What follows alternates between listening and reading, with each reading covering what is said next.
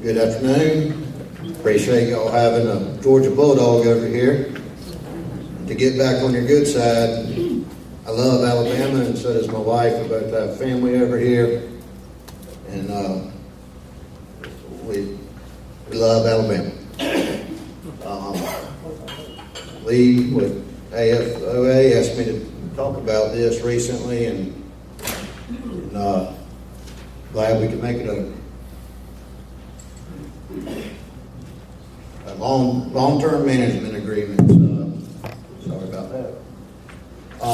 Most timberland owners who would consider going into a long-term management agreement they're pretty serious about their timber assets, and they want good, dedicated, active timber management services out of their consultant.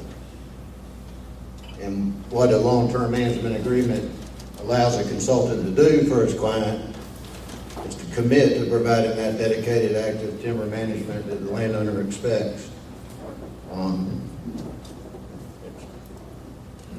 There's a whole lot of services most consultants provide and most landowners need, and I'm not going to go over all these, but we started originally presenting our clients with long-term management agreements because some of the basic things that need to be done year after year and multiple times a year, things like periodic timber tract inspections, that's something I think is real important.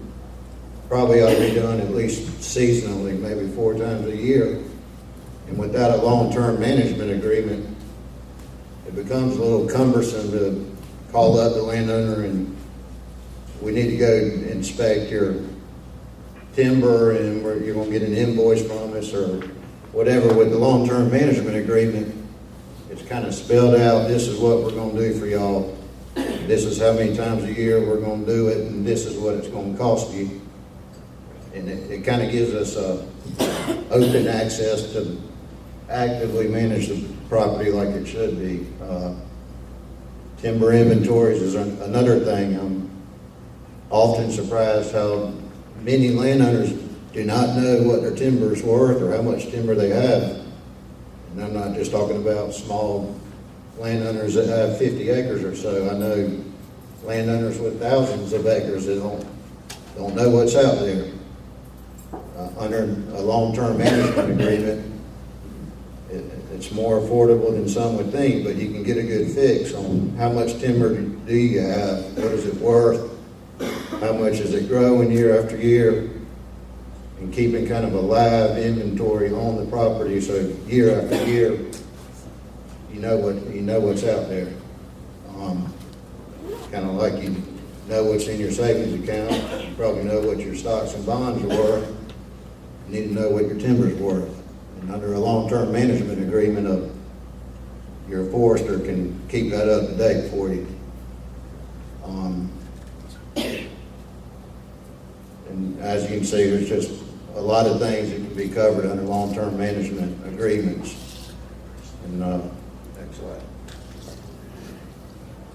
One of the main advantages I think of a long-term management agreement is it just fosters that long-term relationship between the landowner and the forester.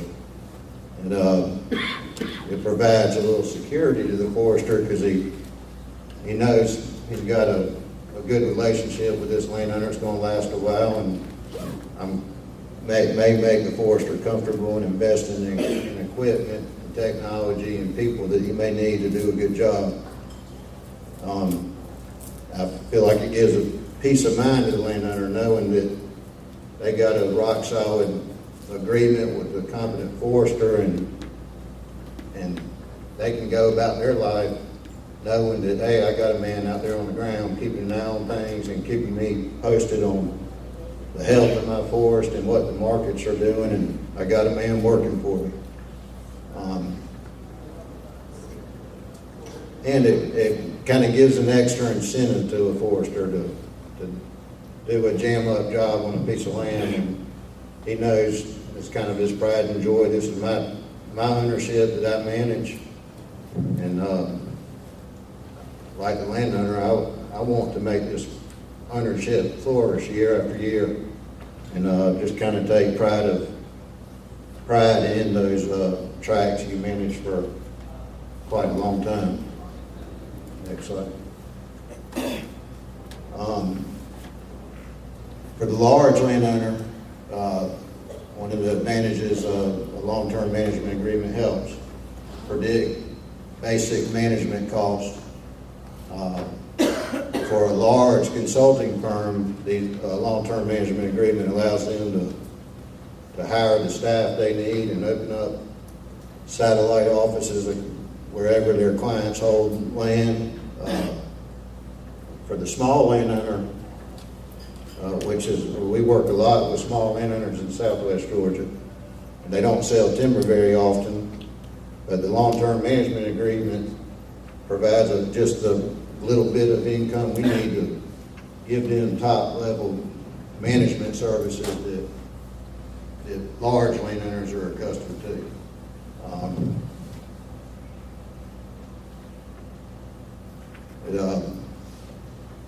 Let's see. Next slide.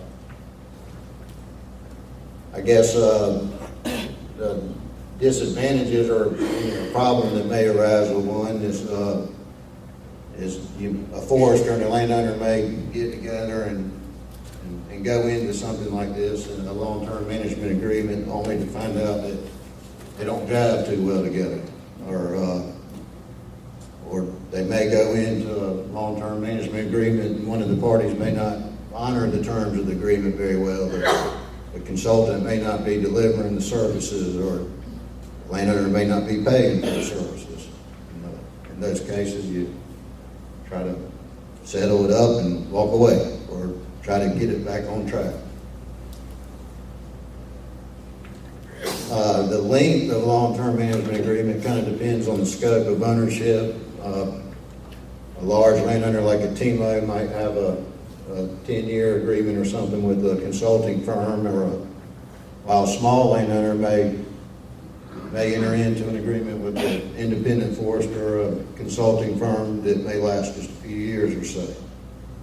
We'd like to do 5-year agreements, kind of, because we like to come into an agreement and do a thorough inventory to get started, and then we update it every year for growth and harvest. And after about 4 years of updating, we feel like it's time to probably re-inventory, and at that time we usually renew the agreement. Next slide. All right, the contract, again, it depends on the scope. An independent forester and a small landowner can probably hammer out an agreement that you can put on one page, while a nationwide consulting firm and TMOs may have a lawyer prepared book, a contract about that big. And I've seen some of those, and I don't know if either party reads them all. But next slide. How much does a long-term management agreement cost, and how is it paid for? Most landowners I talk with are pretty surprised about the cost of a long-term management agreement and the regular management services provided underneath it. So it can be a flat per acre rate, it can be a percentage of revenues, it can be hourly rates, or a combination. And the combination is pretty common. Just for example, timber and land sales could be a percentage. General services such as periodic inspections could be about a flat acre rate. And miscellaneous services such as vendor supervision, like for reforestation and road projects and that kind of stuff, it could be by the hour.